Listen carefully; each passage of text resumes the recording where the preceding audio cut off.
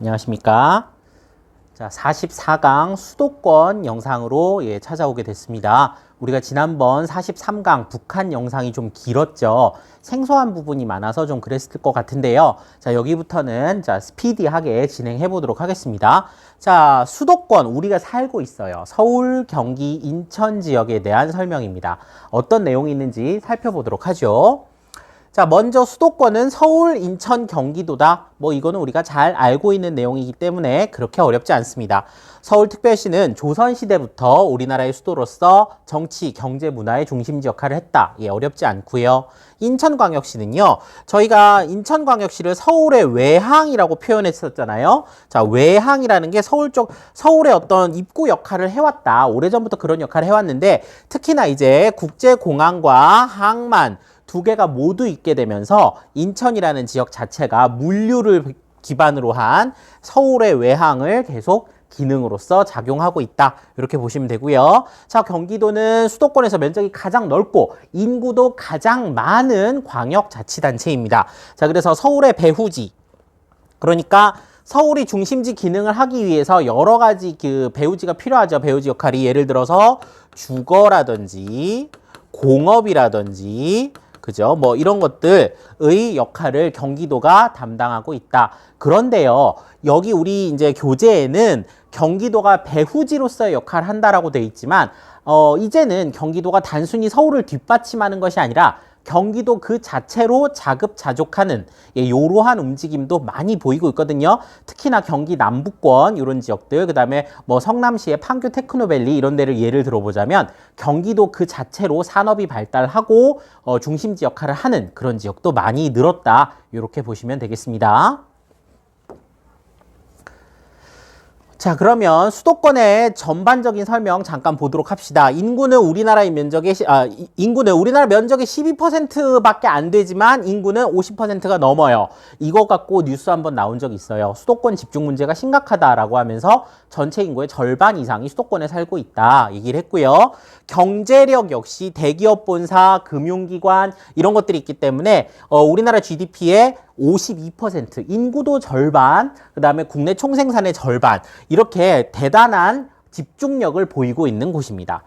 당연히 그렇다 보니까 정치, 행정, 교육, 문화 이런 쪽으로도 수도권 쏠림 현상이 나타나고 교통의 측면에서도 도로, 철도, 항공에 이르기까지 모두 수도권이 굉장히 집중되는 이런 모습을 보여줍니다. 자, 그래서 서울을 중심으로 연결되어서 접근성이 뛰어난데 사실 수도권 안에서도요, 서울을 거치지 않고 이렇게 이동하는 거는 조금 불편하다고 합니다. 그 정도로 우리나라는 서울이 좀 중요하게 취급되는 곳이기도 하죠.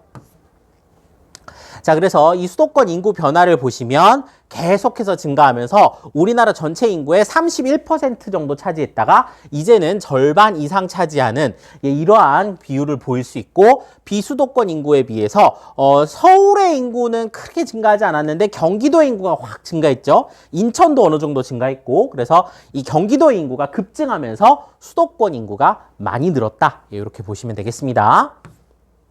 자, 그 다음에 수도권 집중도 여기도 보시면 GDP라든지 총 사업체 수, 제조업 수 여러 가지로 봤을 때 경제 활동과 관련된 것들이 집중도가 무척 높고요. 대학교도 좀 많은 편인데 면적은 사실 10%가 조금 넘을 뿐이죠. 그래서 수도권 집중도가 이런 분포를 보이고 있다 하는 것도 참고 삼아 봐주시면 되겠습니다. 자, 그래서 여기 있는 설명들은 선생님이 다 설명을 해준 부분이니까 한번 읽어보시면 되겠습니다. 자, 그러면 이제 수도권의 공간 구조가 어떻게 변화해 왔는지 역사적인 측면에서 살짝 살펴보도록 합시다. 자, 1960년대 서울에 구로공단이라는 게 들어섰습니다.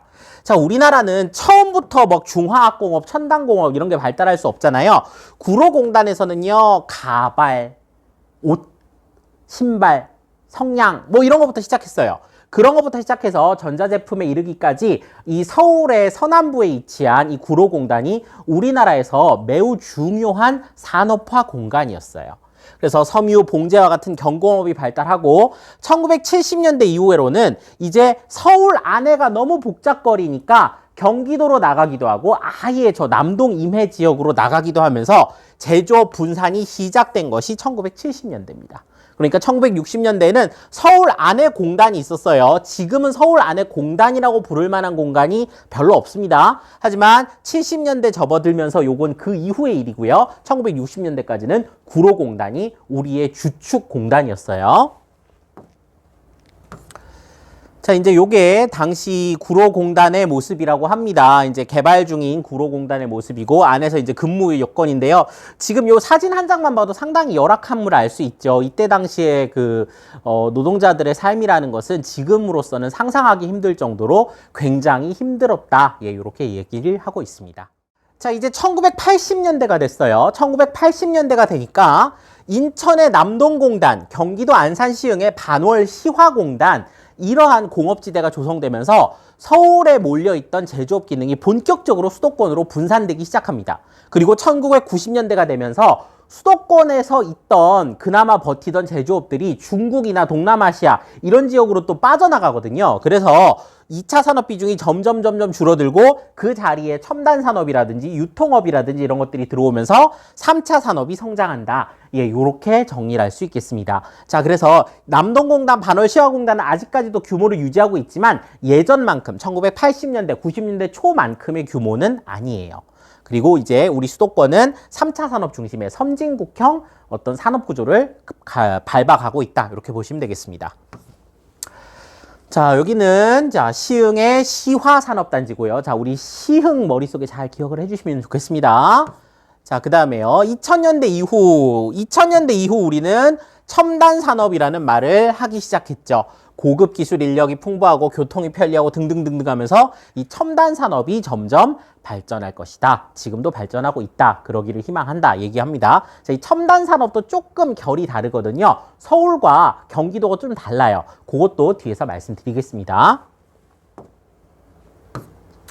자, 요거는 이제 서울시 구로구 금천구 일대에 있는 서울 디지털 산업단지인데 이걸 왜 갖다 놨냐면요. 아까 구로공단 있잖아요. 그 구로공단이 요렇게 변모한 거예요. 구로공단이 요렇게 변화가면서 이제 서울 내부의 산업구조가 변했구나. 이걸 보시라고 사진을 갖다 놨습니다. 이거는 경기도의 성남에 있는 판교 테크노밸리. 계속 얘기 나오죠. 이제 경기도가 서울의 배후지 역할을 하다가 스스로 산업이 발전하는 단계에 이르렀다라고 했어요. 대표적인 사례가 이제 다양한 IT 기업들이 모여 있는 판교 테크노밸리 같은 곳이 있습니다. 자, 그러면 이제 수도권의 산업 구조 잠깐 보시면요. 이제 산업 구조 변화 잠깐 볼래요. 자, 수도권의 산업 구조가 어떻게 변했는지 잠깐 보시면 자, 1차 산업이 이제 까만색이고 회색이 2차 산업, 흰색이 3차 산업인데 2차 산업 비중이 그래도 좀 높았었죠. 2차 산업 비중이 34%였다가 15.2%까지 감소하고 이 감소한 자리에 3차 산업의 비중이 크게 증가했다. 이런 거 확인할 수 있습니다. 우리가 이런 거 그래프로 봐두시고요. 자, 그 다음에 요거는 이제 서울, 인천, 경기의 산업 구조를 전국과 한번 비교해 본 거예요. 자, 전국과 요걸 비교해 보는 건 좀 의미가 있는 일입니다. 잠깐 파란색으로 바꾸고 보도록 하죠. 자, 서울은요 2차 산업 비중이 8.7이고요. 농업은 거의 없다고 봐야겠죠. 1, 2차 산업 비중이 매우 낮고 3차 산업 비중이 매우 높은 특징을 보입니다. 전국 평균에 비해서 상당히 높죠. 서울은 3차 산업, 특히 생산자 서비스업 같은 어떤 전문 서비스업들은 거의 서울에 많이 몰려 있어요. 자, 반면 경기 인천은요 전국 평균에 비해 2차 산업, 제조업 비율이 상당히 높은 걸 볼 수 있습니다. 그래서 물론 농업은 좀 덜하지만 3차 산업 비율도 전국 평균과 비슷하고 이 2차 산업 비율은 오히려 높다. 그래서 인천 경기는 제조업 비율이 아직 상당하구나 이런 걸 알 수 있습니다.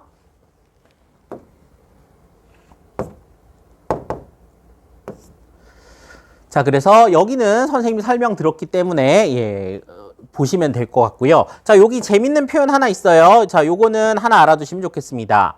자, 수도권에서 탈공업화가 진행되었다. 탈공업화, 공업에서 벗어나려는 움직임이 진행되었다. 물론 여전히 경기 인천은 전국 평균보다 공업 비율이 높지만 그래도 과거에 비해서는 공업이 계속 줄어들고 있잖아요. 그래서 공업에서 빠져나간다. 공업 탈공업화 이런 말을 씁니다. 그러면 다음으로 넘어가세요.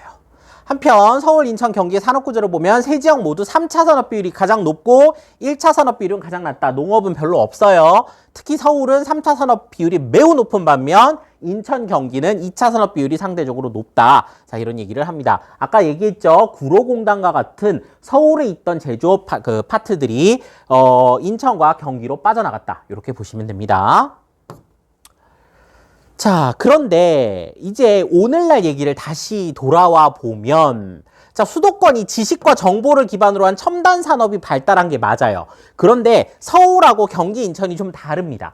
서울은요, 연구개발, 흔히 R&D라고 표현하죠. 그 다음에 업무 관리, 매니지먼트 이런 것들이 좀 발전하면서 지식 기반 서비스업, 회계, 광고, 금융 이런 것들 있잖아요. 지식 기반 서비스업이 발달한 반면 인천, 경기는 정보통신 기기, 반도체, 스마트폰 이런 것들이죠. 자, 이런 것들을 만드는 지식 기반 제조업이 발달했다라고 합니다. 반도체 공장이 우리 되게 많았다. 그 다음에 뭐 디스플레이 공장 이런 것들이 경기도에 있다. 이런 얘기 했었죠. 그래서 서울은 정말로 지식 기반의 어떤 서비스업 중심이라면 인천, 경기는 지식 기반의 제조업이다. 이렇게 이야기를 합니다. 요거 잘 구분해 줬으면 좋겠습니다. 어떤 느낌인지 필이 오죠? 그래서 이제 지식 기반 서비스업의 어떤 대표 지역이라고 할 수 있는 여의도입니다. 이거 좀 옛날 사진이에요. 더현대가 아직 없잖아요. 그죠? 더현대집 한참 짓고 있는 우리 교과서에 실려 있는 사진입니다. 금융 서비스, 회계 서비스 이런 쪽이 이 서울 영등포구 여의도 이런 데서 많이 이제 보이는 거죠. 자, 반면에 이렇게 제조업, 그죠? 이천시는 되게 자랑스럽게 SK 하이닉스의 도시. SK 하이닉스는 반도체 회사입니다. 삼성전자 에 이어서 세계에서 두 번째 또는 TSMC까지 하면 한 세 번째 이 정도 되는 큰 반도체 회사입니다. 그래서 이런 SK 하이닉스 이천 이런 데 경기도 지역으로 나갔죠. 자, 요걸 그래프로 확인을 해보면 정보통신 방송 기기업 기기를 만들어요. 정보통신 기기를 만드는 건 경기도가 상당히 높은 비율을 차지하고 있고 서울은 별로 없어요. 인천도 별로 없고요. 반면 정보통신 방송 서비스업, 지식기반 서비스업은 서울의 비중이 굉장히 높습니다. 그죠? 그리고 소프트웨어 및 디지털 콘텐츠, 이것도 지식기반 서비스업에 속하잖아요. 이런 것들도 서울에 굉장히 비율이 높고 경기, 인천 순이다. 이렇게 보시면 되겠습니다. 그래서 이렇게 똑같은 지식 정보 위주의 산업이라고 하더라도 제조업이냐 서비스업이냐 이렇게 구분할 수 있겠습니다. 자, 그래서 여기는 설명 다 드렸기 때문에 한번 읽어보시면 되겠습니다. 자, 이제 문화적 공간 구조입니다. 대한민국의 문화가 수도권에 집중돼 있어요. 특히 서울에 집중돼 있거든요. 그래서 서울을 중심으로 발달하였던 문화적 기능이 도시 성장과 함께 경기, 인천으로 이제 확산이 되려고 한다에 가까워요. 그러니까 문화 공간이 그나마 서울에 많고 다른 수도권에는 조금 생기는 중 그 밖의 지방은 문화 공간이 상당히 줄어들었다 이렇게 봐야 되겠죠. 그래서 소득 수준이 늘고 근로시간은 좀 짧아지고 교통수단이 발달하면서 문화 공간이 계속 다양해지고 있는데 서울은 여전히 이제 좀 집중 현상이 심하다 이렇게 봐야 되고요. 외국인 근로자 증가와 세계화 확산되기에 따라 다문화 공간, 우리 다문화 공간 인구 배울 때 했었죠. 그죠? 서울시 안에도 많고요. 안산시 이제 원곡동 이런 데도 얘기를 했었습니다. 그래서 다문화 공간이 형성되기도 했다. 요런 거는 읽어보시면 될 것 같고요. 자, 그래서 요거 서울의 얘기를 좀 해보면요. 자, 물레동, 성수동 이런 데가요. 과거에 지금은 빠져나가는 중 또는 거의 다 빠져나간 제조업 공간이었습니다. 여기가 공장, 철공소 이런 게 있던 곳이거든요. 여기가 빠져나가면서 예술가들이 이 지역으로 모여들기 시작했고 성수동 되게 핫하잖아요. 그 다음에 쓰레기 매립장, 우리 난지도라고 불렀는데요. 서울에서 나오는 생활 쓰레기들을 모아가지고 쓰레기를 막 쌓다 보니까 이게 산이 됐어요. 산처럼 쌓인 쓰레기 매립장이었던 마포구 상암동 일대는 월드컵공원, 하늘공원이라고 들어봤을 거예요. 그게 쓰레기 산 위에 만들어진 생태공원입니다. 이런 식으로 이제 그 문화 공간이 좀 바뀌어 간다 하는 사례가 또 소개되어 있습니다. 자, 여기가 이제 물레동에 보면 무슨 특수강, 세화철제, 대양 파이프 이런 뭔가 그 제조업, 그죠? 특히나 철을 재료로 하는 다양한 철공소들이 모여 있는 데가 영등포구 물레동이었거든요. 근데 여기 보니까 예술공간 세이 뭐 이런 게 갑자기 생겼죠. 그리고 여기 위에 보면 대단히 예술공간처럼 보이죠. 그리고 물레, 창작촌 이런 것들이 만들어지면서 예술공간으로 이렇게 변화한 사례를 볼 수 있고요. 자, 그 다음에 하늘공원 같은 데도 마찬가지입니다. 지금 여기 노란색으로 표시되어 있는 게 전부 폐기물이었어요. 이 폐기물 아래에는 침출수라 그래서 이제 그 오염된 물 같은 것들도 많았고, 그래서 여기가 이제 굉장히 어려움이 많았던 지역입니다. 여기 사람 살기도 좋지 않았겠죠. 하지만 이걸 이제 생태공원화 하면서 오늘날은 유명한 이런 하늘공원 이렇게 조성이 된 겁니다. 선생님 그럼 쓰레기를 밟고 서 있는 건가요? 예, 굉장히 많은 처리를 했겠죠. 그래서 오늘날 이렇게 공원화된 공간도 존재한다. 예, 보시면 되겠습니다. 자, 그 다음에 이거 수도권 지역별 제조업 종사자 비율이네요. 요거는 한번 알아둘 필요가 있습니다. 아까 얘기했듯이 똑같은 수도권이라고 하더라도 어디는 서비스업 중심이고 어디는 제조업 중심이잖아요. 제조업 비율이 좀 높은 지역들은 알아두면 좋겠습니다. 자, 먼저 경기 북부에는 여기 뭐였죠? 가평이었죠. 아니죠. 죄송합니다. 가평이 아니고 포천이었죠. 큰일 날 뻔했네요. 가평원이 밑에고요. 자, 포천 이런 데 좀 높게 나타나고요. 경기 남부에서 늘 강조드렸던 항상 중요시했던 화성. 그리고 여기 방금 아까 시화공단으로 봤던 시흥. 이런 곳이 경기도 내에서도 특히나 제조업 종사자 비율이 높아요. 자, 화성은 꼭 기억해두라고 했습니다. 여러 차례 출제가 되었어요. 자, 그 다음에 수도권 스크린수. 예, 보시면 아까 얘기했듯이 문화공간이 서울 중심이었다가 그나마 경기 인천 쪽으로 좀 오고 있다 하는 얘기를 이렇게 그 극장 스크린 수를 가지고 비교를 했어요. 이제 사실 극장도 많이들 안 가죠. 뭐 넷플릭스 같은 OTT가 나오면서 여러분들이 극장도 더 잘 많이 안 가는데 어쨌든 그 전까지는 이렇게 문화공간이 확대되어 온 걸 극장을 통해 볼 수 있었습니다. 자, 이렇게 수도권에 모든 기능이 몰려있다 보니 여러 가지 문제가 있기는 해요.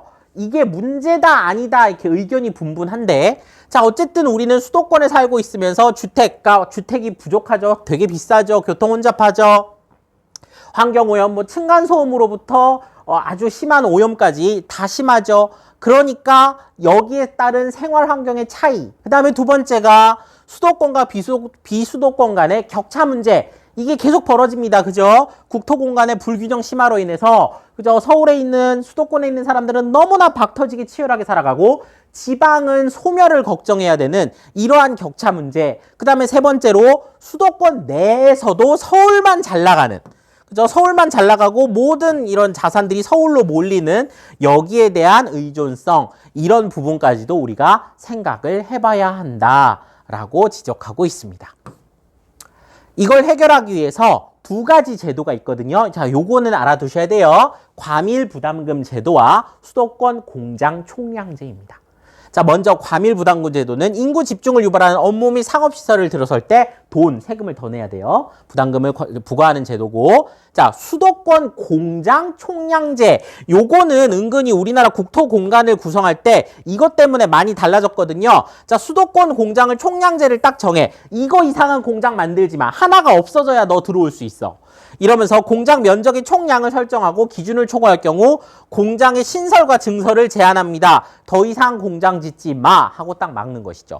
이것 때문에 상대적으로 이득을 본 곳이 있어요.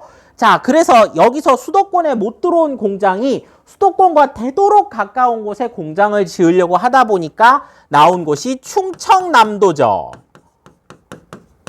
그래서 수도권 공장 총량제 이후로 충청남도 북부 지역에 대단히 많은 제조업 벨트가 만들어졌어요. 그래서 이 충청남도가 상대적으로 요 수혜를 봤다 이렇게 표현할 수 있겠습니다. 물론 충남이 무조건 좋은 건 아니에요. 공장이 많아졌기 때문에 어려운 점도 있지만 어쨌든 요거에 이제 일자리 같은 측면에서는 좀 충남이 덕을 봤다 이렇게 말씀을 드리겠습니다. 그리고 국토 전체 공간의 불균형을 완화하기 위해서 행정중심 복합도시인 세종특별자치시가 만들어졌고 그 다음에 공공기관들이 여러 지역으로 이사갔죠. 혁신도시. 우리 혁신도시가 어딘지 조금 알아둘 필요 있다 했습니다. 우리 백지도에 나와 있는 혁신도시들 정도는 알아두십시오. 대표적인 데가 진천, 음성 이런 데 있었죠. 그 다음에 진주 있었죠. 그 다음에 원주 있었어요. 이런 데 알아두셔야 됩니다. 이렇게 지방으로 공공기관을 옮겨간 이런 사례도 있습니다. 그리고 수도권 내 불균형을 해소하기 위해서 여러 공간구조 변화를 시도하고 있는데 요거는 조금 힘이 약해요. 자, 그래서 수도권 정비 계획에 따라서 그죠? 동부권은 생태관광, 북부권은 평화경제, 그다음에 서남부권은 국제 물류 첨단 산업, 그리고 아예 남부는 반도체 뭐 이렇게 해서 정부가 이렇게 수도권을 균형 있게 개발해야겠다. 이렇게 생각을 하는 거죠. 여기는 한번 읽어보시면 요 내용을 크게 벗어나지 않으니까요. 요 지도 보시면서 어느 지역에서 어떻게 개발을 하려고 하는군 하는 정도만 알아보시면 되겠습니다. 그 전에는 이런 얘기도 있었어요. 과밀 억제 권역이 있고 성장 관리 구역, 성장을 좀 시켜줄 구역, 그다음에 여긴 자연 보존하자. 뭐 이러면서 이렇게 권역을 수도권 내에서 구분하는 이런 움직임도 있었습니다. 요것도 참고 삼아 알아두시면 좋겠습니다.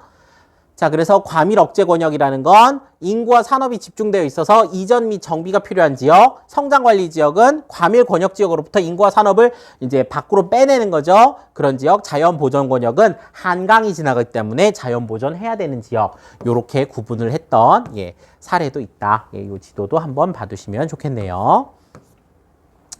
자, 여기까지 해서 짤막하게 수도권에 대해서 알아봤습니다. 자, 이 영상 뒤에는요, 우리 수도권 앞쪽에 있는 백지도 있잖아요. 자, 백지도 간단하게 정리해서 영상 뒤에 우리 그 스크린만 보이는 걸로 영상을 붙일 거거든요. 거기까지 완료해 주셔야 수도권 학습이 끝납니다. 여기까지 하겠습니다. 고생하셨습니다.